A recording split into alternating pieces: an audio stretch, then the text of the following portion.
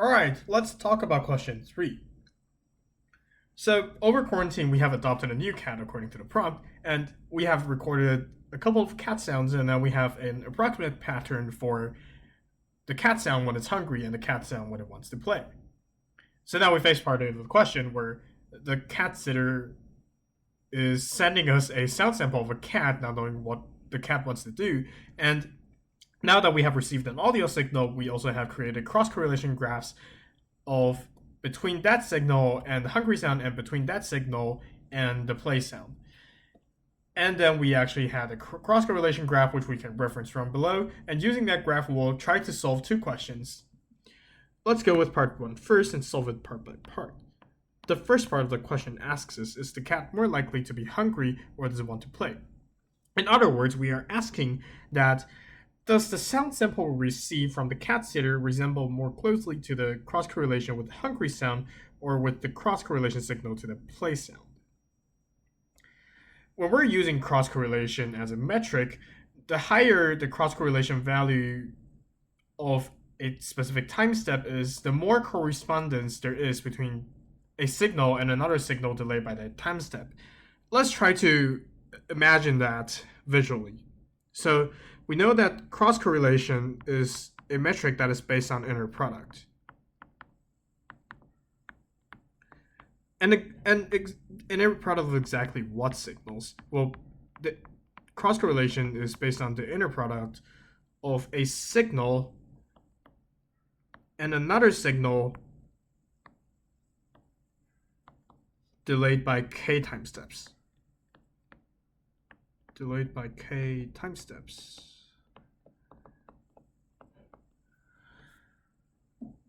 And we know that the higher this value, or the higher the inner product is,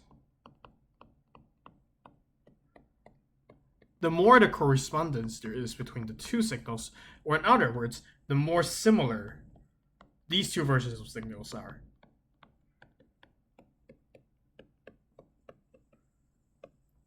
And in this case, we're just switching the word signal with sound, because the cat sound in this case is the signal we're trying to capture. Okay, so that being said, we just have to observe the graph now and see how the graph portrays the cross-correlation value to be how high across the time steps. And so in this graph, we will observe that while the peak of the cross-correlation with HN is 6, which is quite high, the peak with the play sound is 2 for the cross-correlation.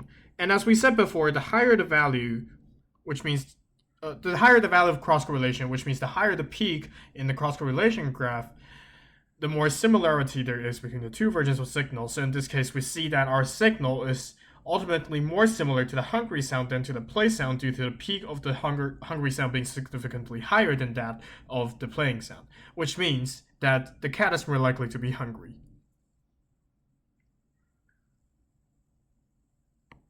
So since peak of the hungry sound is significantly larger than the peak of the playing sound, cat is most likely hungry. And now let's talk about the second part of the question, which now asks, at what time step does the cat sound begin? In this case, we are assuming that the cat sound is the hungry sound, since the cat sound is more likely to be the hungry sound. And since we have said before, again, that the cross-correlation value directly shows us the similarity between the two signals, we see that when the hungry signal is delayed by 5 time steps, it's most similar to the sound that our cat sitter is sending us. And that can be seen with the cross-correlation graph having a peak at time step 5. This means that the cat sound that the cat sitter has sent to us is very close to the hungry sound being delayed by 5 time steps, which means that the time step at which the cat sound actually begins should be at time step 5, because at that time the similarity between the two versions of signal is the highest.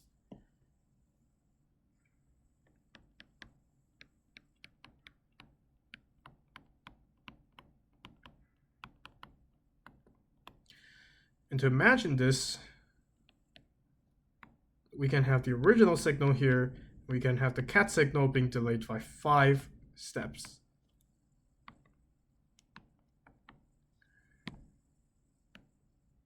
The inner product of these sections of the vector comes to be the highest. And the hungry sound is a waveform that directly notes the start of the cat voice.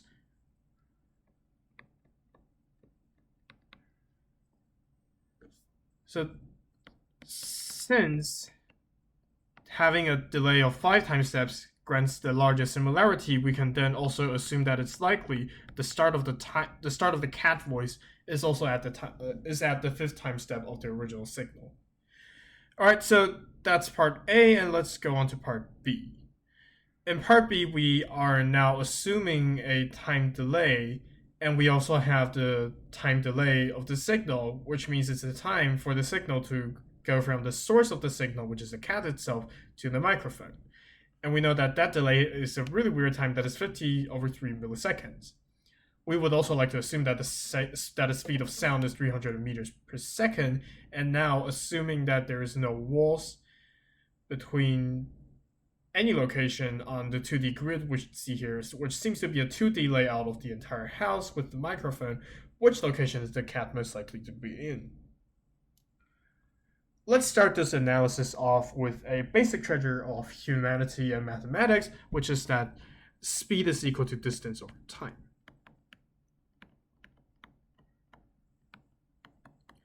And in this case, we know that the speed of the signal, which is the speed of sound, is 300 meters per second.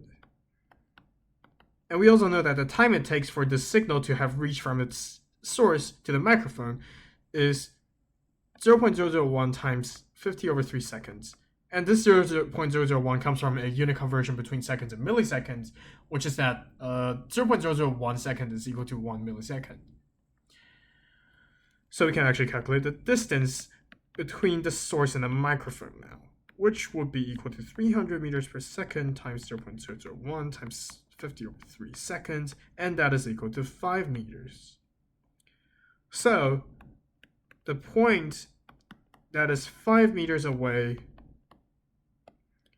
from the microphone should be the place where the sound source or the cat is.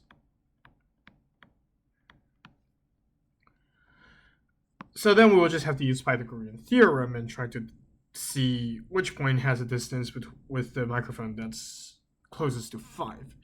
So let's start with the bedroom, which is √10 units away from the microphone, using the Pythagorean theorem. And then using that theorem again, we see that the distance between the living room and the microphone happens to be √17. So currently it does look like it's more likely to be a living room than the bedroom, but it's too early to make a conclusion because we haven't calculated the distance between the bathroom and the microphone, which actually happens to be exactly 5. Which tells us that the cat is in the bathroom. So now having part B solved, let's just solve the last part of the question. We're going to pick up our cat, but there are 4 cats for us to distinguish between. Fortunately, we now have this mysterious graphing device that we carry on us portably, and now we have this autocorrelation graph of each cat's sound. Autocorrelation is a metric whose function is defined as the cross-correlation of a vector with itself. So now that we have the patterns of autocorrelation for the 4 cats or the 4 candidates signals, we will just have to find a graph whose pattern of autocorrelation does seem the closest to the current cat sound sample that we are trying to find for, which is our own cat sound. And we also know that our own cat's hungry sound is a vector that follows this waveform. So our objective is to find a cat whose autocorrelation waveform is closest to that of h of n. And so in order to know which one is closer, we'll actually have to know the autocorrelation waveform of h of n. So I am going to say that notation-wise for the solution I'm using, auto of n will be a notation equal to the value of correlation of h with h of n. And so now I'm going to start calculating. So auto of -3 should be, and this is where I start my calculation. So I have the signal that's 1, -1, 2, 0, and because the n is -3, I have to delay the sound by -3 steps, which means that I'm going to release the sound early for 3 time steps. So it looks something like this, and I take the cross correlation. Oh, sorry, and I take the cross correlation of. And I take the cross correlation of this, which grants me 0. So I need a cross correlation graph whose first element is 0, and that tells us it's either cat2 or cat4. Unfortunately, cat2 and cat4 have different values for the auto of -2, so it will hopefully be a really quick process for us to determine which one it is. So now I'm going to take auto of -2, which means I release the signal 2 time steps earlier, have a cross correlation between that and my current signal, and that gives me a autocorrelation value of 2, which tells us it's cat2. So at this point we can already tell it's cat2, but just to make sure that things are okay, I am going to still calculate the value for auto of -1. So auto of -1 will have a computation that looks something like this, which has an autocorrelation value of -3, and we see that in cat2 as well. So at this point we can make sure that the pattern is most similar to cat2, and therefore cat2 is the owner of our actual sound sample, which is h of n, which means cat2 is our cat. So that marks the end of question 1.